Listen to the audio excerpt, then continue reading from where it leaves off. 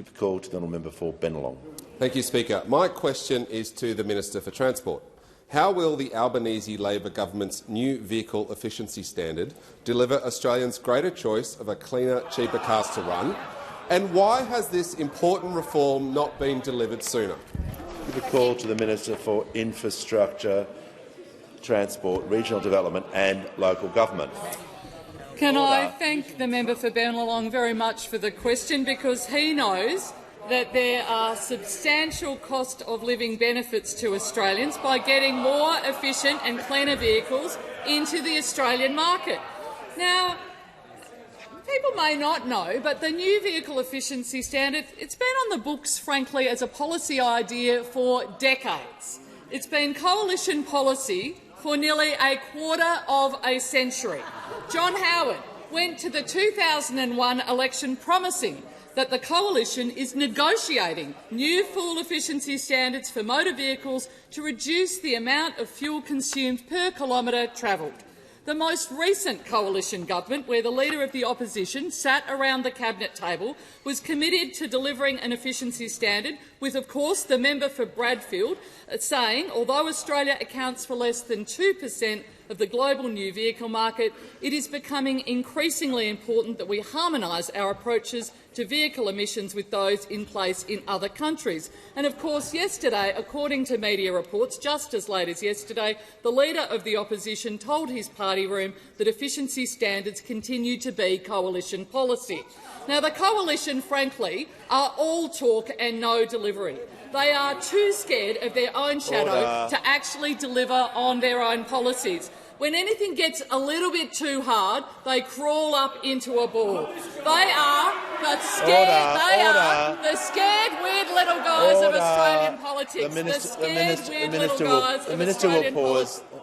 The minister will pause. No, the member for Barker. It's not the time to interject. You're warned. It's too much noise. I can't hear what the minister is saying. Well,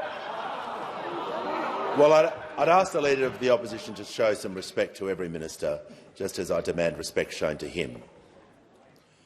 So, the order. The Minister for Social Services and the Minister for Disability Insurance will cease interjecting. We're just going to order. We're just going to take the temperature down and ensure that this minister is heard. I need to hear what the minister is saying. I think every member needs to hear as well. I'll give her the call.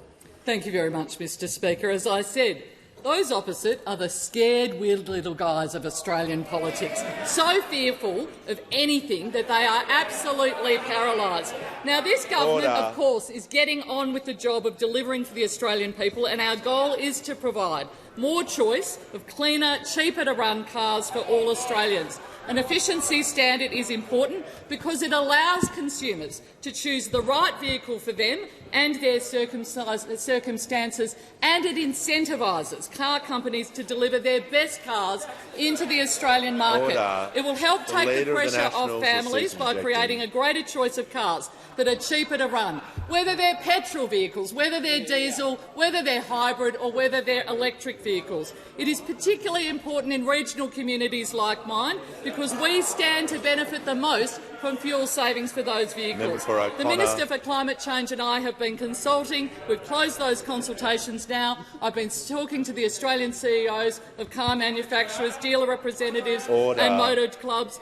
We thank everyone for their constructive feedback because we know on this side of the House that is what good governments do. They consult, work through issues, deliver for Australian consumers, don't crawl up into a little ball and hoping that no one notices. Has concluded.